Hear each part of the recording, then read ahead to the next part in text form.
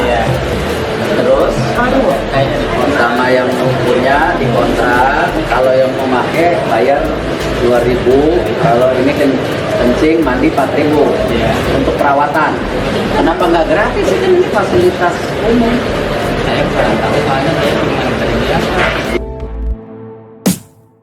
Erik jadi mirip Wiranto Pilpres 2014. Salah strategi. Ditulis oleh Alif Rohman. Melihat langkah Erick Thohir sampai bikin vlog di toilet, sebenarnya saya kasihan. Mungkin maksud Erik, masalah tersebut perlu diselesaikan. Mungkin maunya semua toilet di SPBU Pertamina sudah harus gratis di seluruh Indonesia. Niatnya bagus, aturan yang coba diterapkan juga bagus. Tapi masalahnya, Erik baru menyinggungnya sekarang.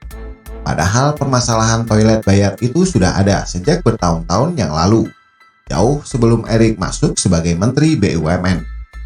Jadi, kesan yang muncul di masyarakat justru kesan yang negatif.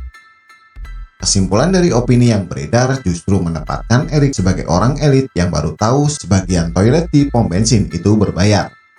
Maka jangan heran kalau komentar masyarakat justru melenceng kemana-mana, menjadi meme dan lucu-lucuan, menertawakan ketidaktahuan Erik atas masalah di masyarakat bawah. Dan mayoritas orang jadi meyakini bahwa Erik sebagai menteri kalau pipis tidak pernah di pom bensin. Kesalahan selanjutnya, permasalahan ini kalau memang mau diselesaikan, maka levelnya harus di kebijakan, bukan mempermasalahkan di sosial media, baru menghibau dan membuat kebijakan. Kebalik, mestinya kebijakan dibuat lebih dahulu, dibereskan, dan dipastikan semuanya berlaku dan ada konsekuensi bagi pemilik pom yang belum menerapkan. Baru setelah semua itu rapi, Erik bisa pura-pura datang ke toilet pom bensin, melakukan sidak. Apakah masih ada toilet pom bensin yang memungut bayaran? Ini baru level menteri. Kalau dia datang melihat permasalahan yang ada di tengah masyarakat dan itu belum selesai, itu sih levelnya konten kreator. Karena untuk melihat permasalahan dan usulan, saya juga bisa melakukan itu, nggak harus menteri. Nah, Erik tidak paham kemampuan dan kekuatannya. Jadi kebalik-balik, dan malah memposisikan diri seperti orang yang tak mampu membuat kebijakan nasional. Tapi sebagai menteri, saya paham bahwa Erik pasti punya tim komunikasi dan konsultan, yang kemudian mengusulkan langkah dan kegiatan sehari-hari untuk menarik simpati massa, dengan harapan bisa dikonversi menjadi suara.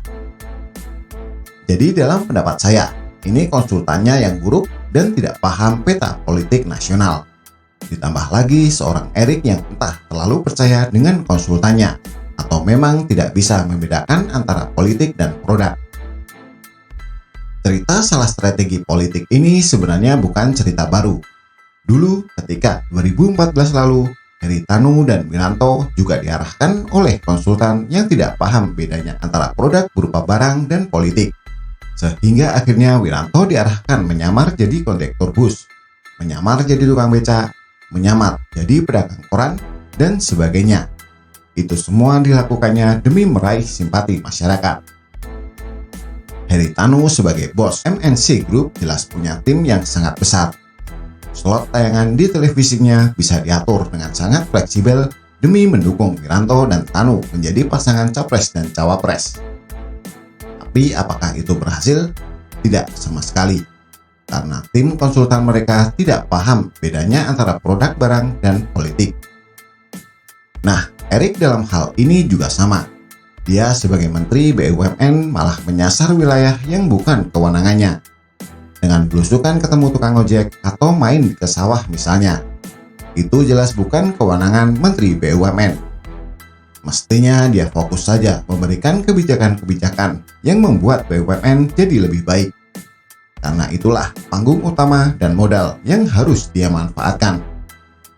Tapi yang bisa kita lihat sekarang, BUMN banyak masalah, sementara menterinya sibuk belusukan ke tukang ojek. Yah, kan lucu jadinya. Malah memanfaatkan semua perusahaan BUMN untuk memasang mukanya bersama pesan akhlak, sampai ke ATM pun dipasang muka Erick Thohir. Makin muaklah masyarakat. memang Erik dan tim Buser komisarisnya bisa mengelak, bisa membela diri bahwa memang Erik adalah Menteri BUMN dan nggak ada yang salah.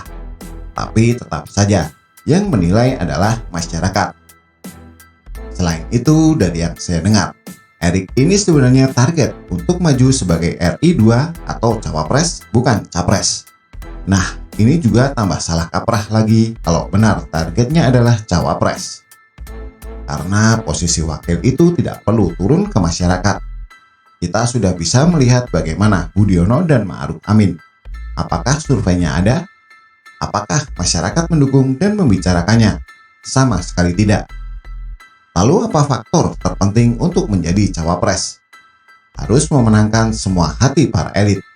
Karena cawapres adalah posisi yang paling banyak disetujui. Tidak perlu dekat dengan masyarakat atau punya elektabilitas tinggi. Sementara Erik sekarang malah mencoba mendekat ke masyarakat. Lebih parah dari kasus Wiranto tadi. Saya tahu, analisa saya ini mahal sekali. Mungkin komisaris BUMN yang sepenuhnya mendukung Erik untuk 2024 akan membantahnya. Jadi ya terserah saja. Tulisan ini saya buat hanya untuk bagian dari edukasi politik pada masyarakat awam. Begitulah kura-kura. Apa pendapat Anda? Silahkan tulis komentar di bawah.